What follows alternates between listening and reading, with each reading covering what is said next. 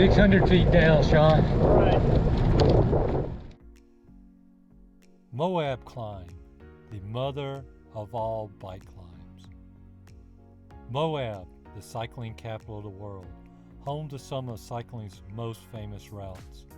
People come from all over the world to ride trails like the whole Enchilada or to test themselves on the White Rim Loop.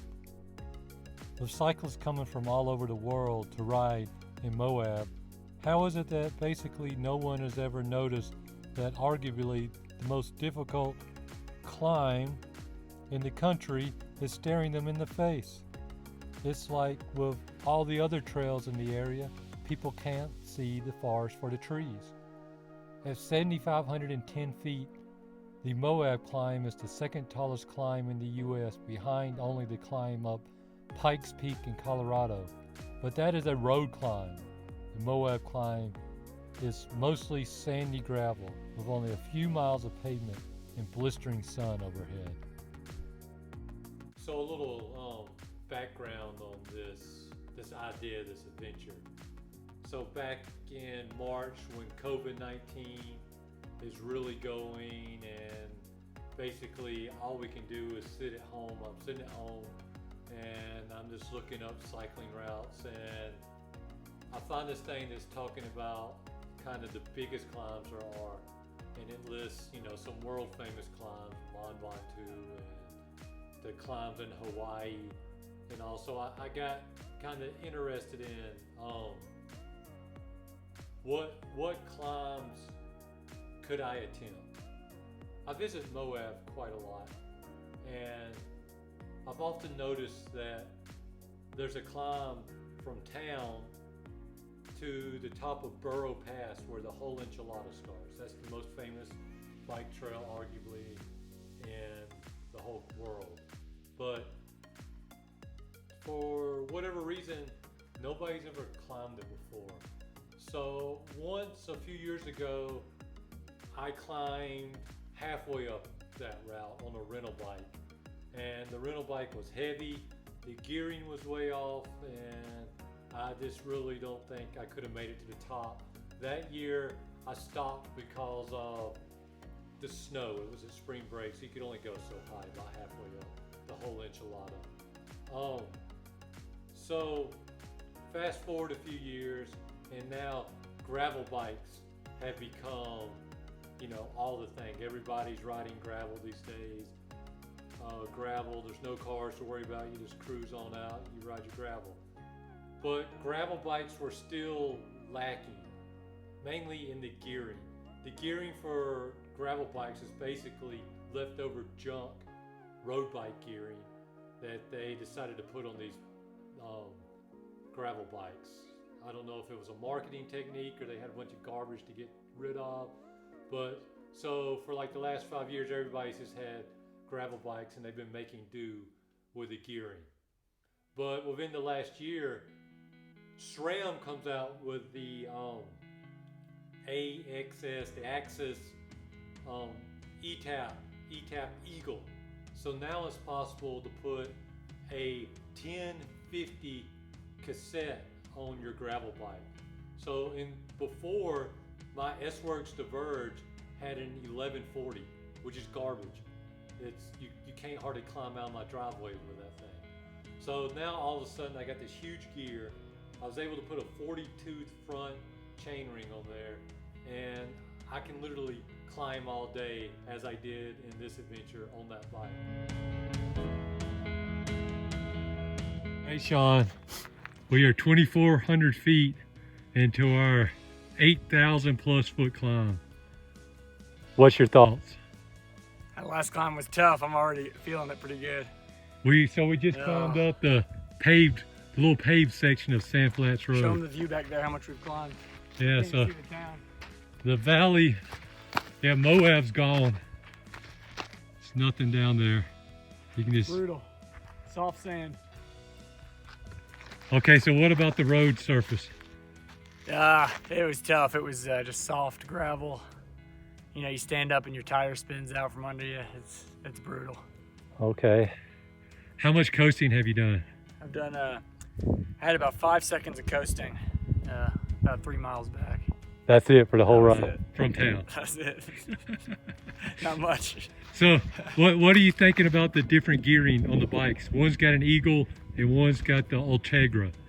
Well, I'll tell you, the Eagle got me up that climb. I don't think I would have been able to do it on the other one. I would have been pushing it up a little bit, so I'm glad that we swapped. So I had the Ultegra and I had to stand and hammer to get up. Yeah. Were you seated or? I seated the whole time, yeah. Yeah. Just grinding away, but it was fine. So I'm worried. It's not quite as steep, but the surface is so loose. So we're gonna check in. At the next little Sounds spot, good. see what's going on. So the next part of this adventure was on my next trip to Moab. I was like, I got to get my bike to Moab, and so my buddy who was going with me, they were going to take an extended vacation in the area.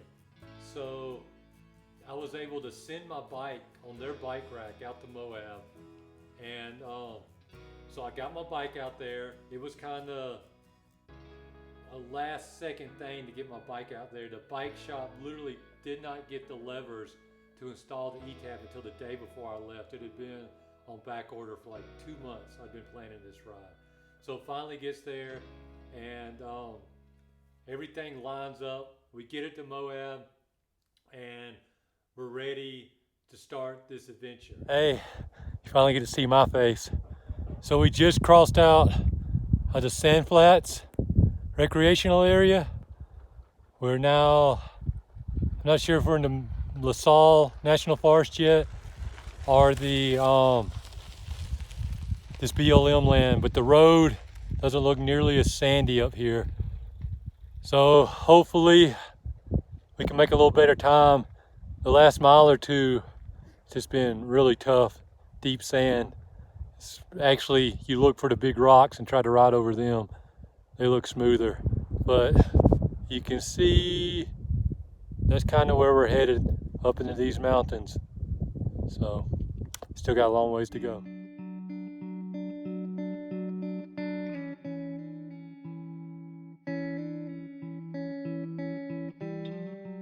What's going on, Sean?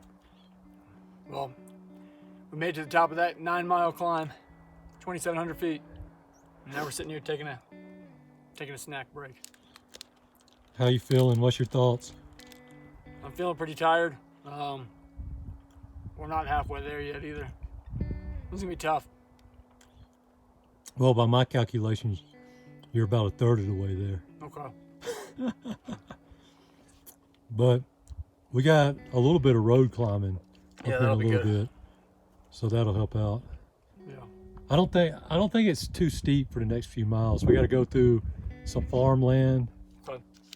and then a little bit of road, and we'll actually get a little downhill.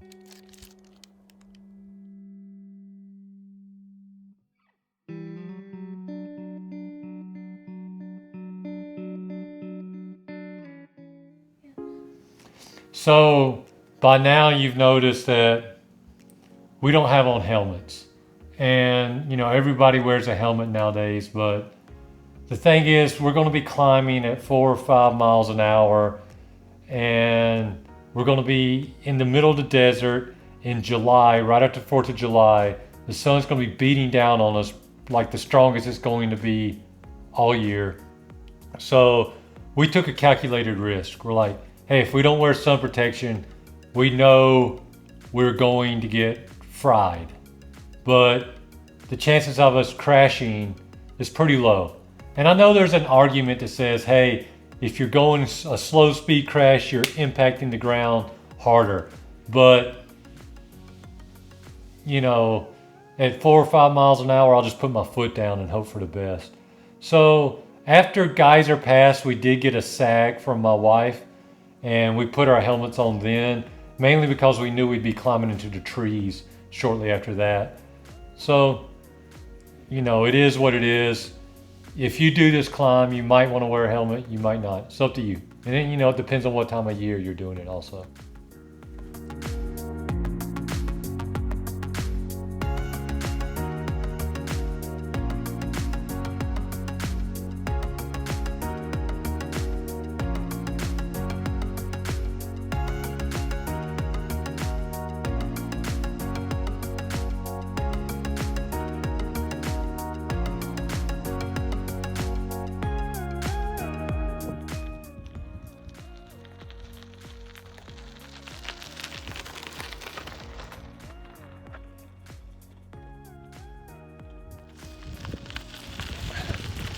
How long that take you on that thing? Not very long. You come from all the way to the other end. We started at the river. Oh my gosh.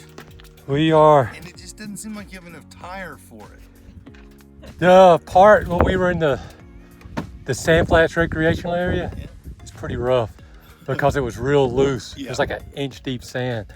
But that road wasn't too bad. How long did it take you to go from there? My buddy's got my bike because it's got lower gearing. He's not far behind you. Yeah, I think we're right at 3 hours. We started maybe 5:15. I don't know what time it is. It is almost 9, 5 to 9. So that tire, I mean, it just looks like it's made more for road. That's a Pathfinder Pro. So it's good for going fast right here. Yeah. And on the gravel, it don't really slow you down. It's the knob that keep you from sliding out. Do you change air pressure any, or does it just stay real high, like 100 pounds? No, I got like 38 in there.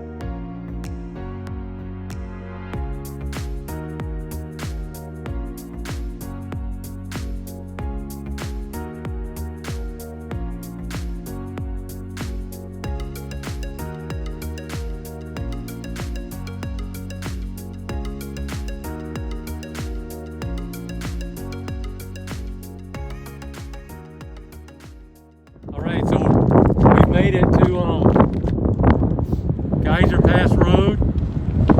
We had my lovely wife. She's got the SAG vehicle and her sidekick Bryce.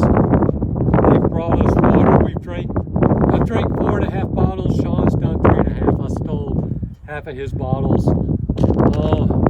Little bit of TMI, but I peed 4 times so far.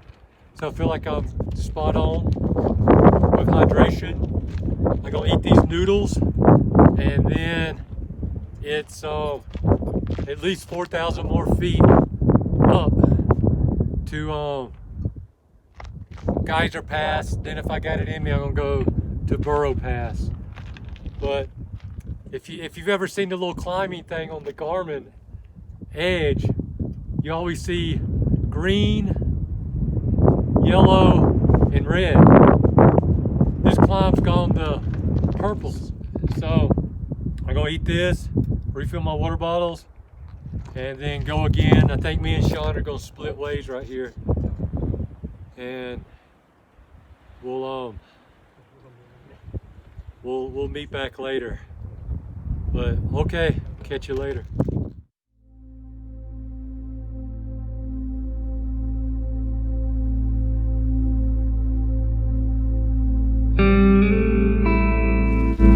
What's wrong? Starting to cramp a little bit. Oh man, we're coming up on, we're over 5,000 feet. It's sure enough getting hard. Our elevation. You can see the mountain in the distance. Elevation's at 8,300. We're at 8,300 feet. It's just getting plain hard. All right, Sean. One hell of a ride, man. See you at the bottom. All right. Safe travels.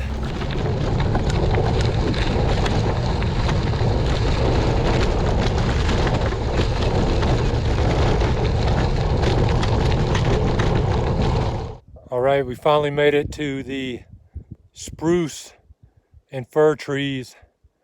We are 9,750 feet. Still got a little bit more climbing to go. My total ascent so far is 6,100 feet from town. Yep.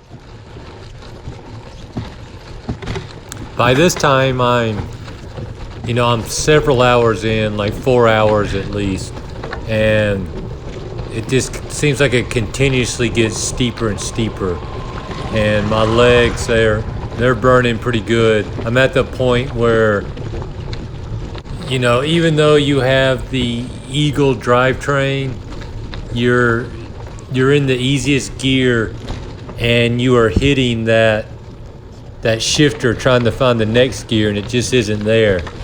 But there's nothing left to do but to keep climbing. So I'm just going to keep going, and at this point I'm just thinking, I know I'm getting close. Just stay focused and make it to the top.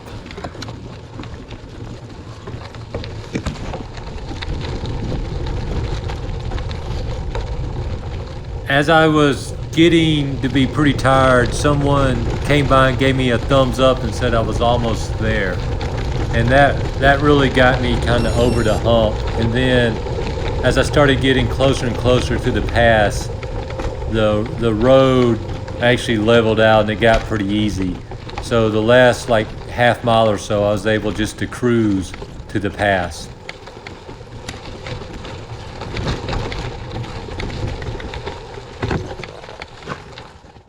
So we've made it to Geyser Pass. It's pretty much been gravel all the way from MOAB, Sand Flats Road, and then we had a little bit of asphalt on the Sal Loop Road, but that was mostly a little downhill section. And then Geyser Pass Road was just very long. I think it was 2,700 feet. And now I'm gonna go see what I can do with Burro Pass. Unfortunately, as you know, my teammate, he turned it in a little bit before the winter parking area on Geyser Pass. But it's all right. I have a GPS tracker so people know where I'm at. I'm gonna try to get up to the top. Talk to you.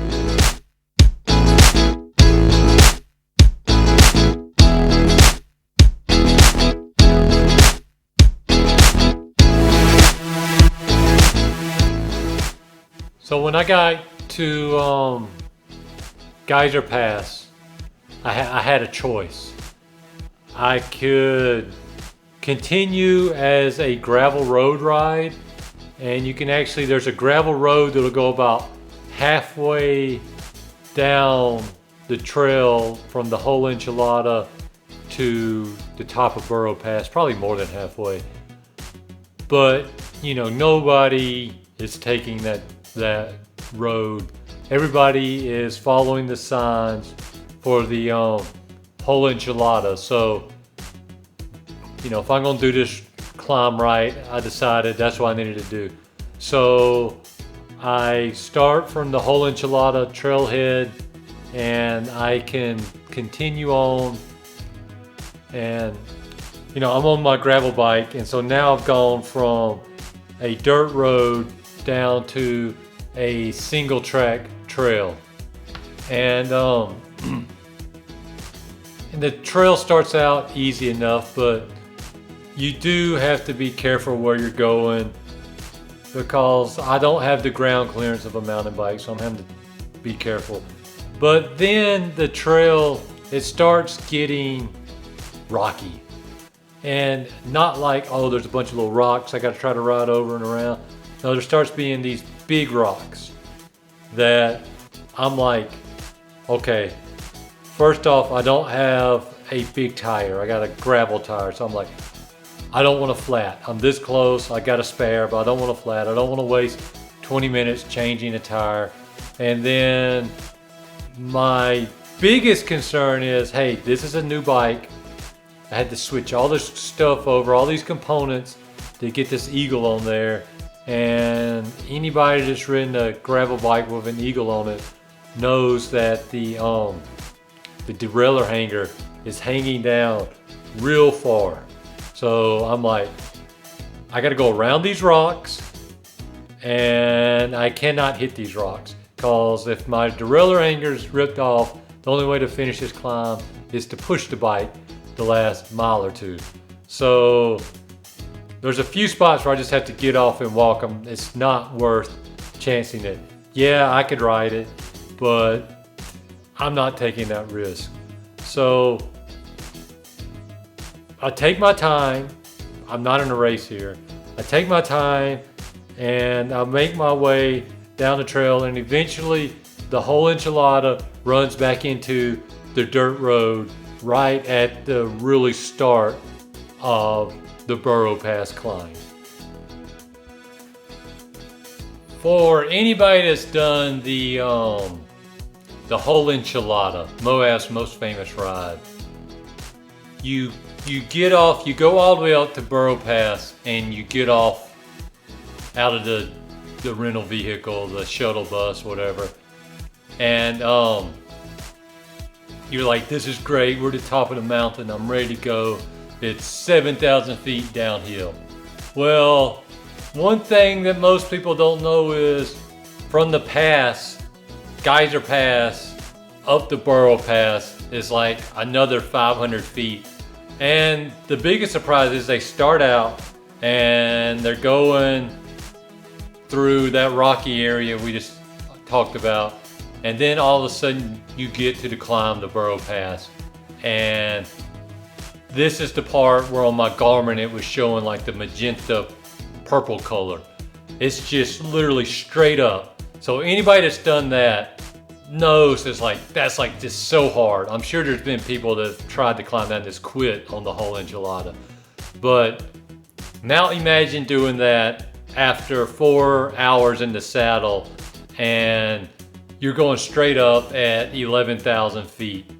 It is a crushing climb. So here I am, I'm on my gravel bike. I got skinny tires. I'm trying not to knock my derailleur off. And I got my gearing maxed out, because even though it's pretty awesome gearing, it's not as good as or as low as a lot of mountain bikes would have. And here I go up this climb. I've almost cleared that climb before on a mountain bike. I dabbed one time about the last tree before the top. But on this climb, with the skinny tires and kind of dry ground, no. I had to do a little bit of pushing. I'm just going to put it out there. But I did my thing. I pushed. I rode as much as I could. And man, you would ride and it's hard to catch your breath at that effort level, at that elevation. But, you know, I did my thing and eventually I made it to the top. I accomplished the ride.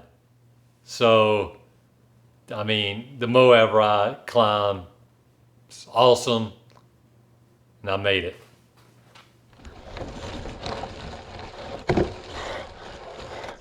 Ah.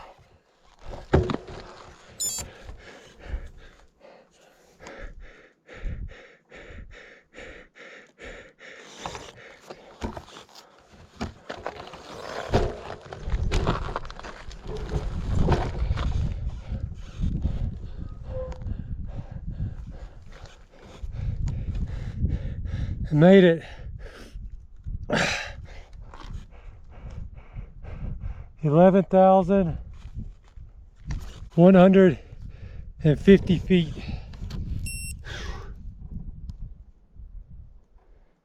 Total ascent 7,500 feet.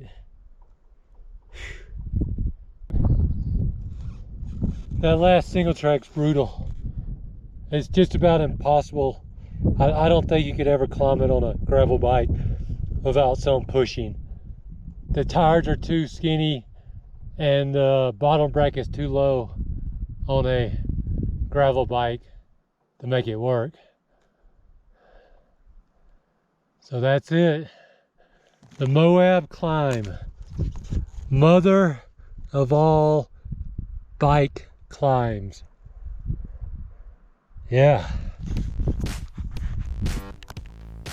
So what does it take to do the MOAB climb? Is it a climb that you could do? So first off, you got to have the gearing on the bike. Next step is, it depends on the moisture level in the road. I think we were pushing the limit on how dry the road could be. If the road was much drier, it would not have been that great. So earlier in the season, probably the better. Or if you went kind of in August or September, as long as you could dodge the thunderstorms, if they'd have rain on the previous days and the road wasn't so soft, you'd be all right. As far as fitness, my buddy who didn't make it, he's a pretty good weekend warrior rider. You know, he's not training to win races, but he rides a good bit. He does do a lot of, you know, trainer rides, but like an hour long. Okay, so my fitness, I'm about 160 pounds, FTP right around 300 watts.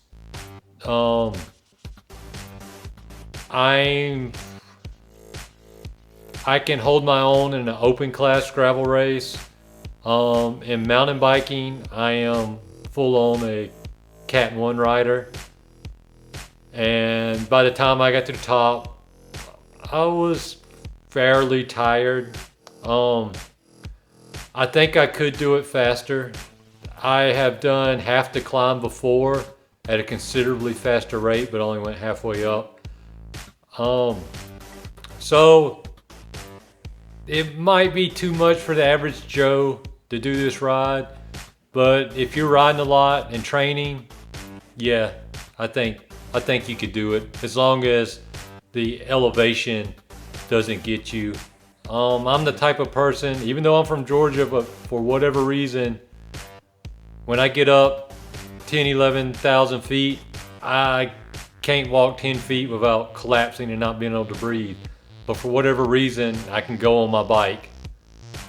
So that kind of gives you an idea of your fitness level you need, and if you could do it. I did have a sag. You could do it without a sag, but you would have to put out some bottles the night before or something, probably around Geyser Pass at the start. The biggest trick about the whole ride is once you finish the climb, your day is not over. If you are super legit, and I seen one guy on Strava that did it, he climbed it and then descended the whole Enchilada. I would probably recommend climbing it and then descending via the gravel road the way you came. Luckily, my teammate Sean, he got our UTV and he rode it back up to the top of the mountain and he picked me up, and I just got to chill out on the way home. What's up? What's up? Perfect timing. I can't believe we found you. I'm like, I guess I'll turn left. I've literally been here 10 seconds. I could hear you coming. Yeah. I was like, there's no way he's going up that. Yeah. A good bike rack still here. You need a short one, don't you? Yeah. All right. Oh, cool, man. Yeah, you made it. So, man, if you want to do this climb, go out there and get on it. It's fun. It's awesome. It's a bucket list climb. It's the second tallest climb that I could find in the United States. And as of right now on Strava, I think 4 people have done the climb. So the calm's still out there waiting for somebody to get it. Go for it. And, you know, leave some comments in the questions below and let me know what you think. Or if you got some questions about something I might have missed in this video that you want to know so you can do the climb, let me know. And I can't thank Sonoya Bicycles enough for their help on setting up my bike. And mostly, I would like to thank M.O.A.B Adventure Condo for the sweet hookup on the condo that kind of brought it all together. The family had something to do. They had a place to stay. And let me tell you, that place is so much nicer than being crammed in a cramped, stinky hotel room somewhere. It's like a whole house. And you know, there was a place to store my bike afterwards, the garage. It was great. So MOAB Adventure Condo, go check them out. It's a great company and they'll be glad to have you. All right, check y'all later.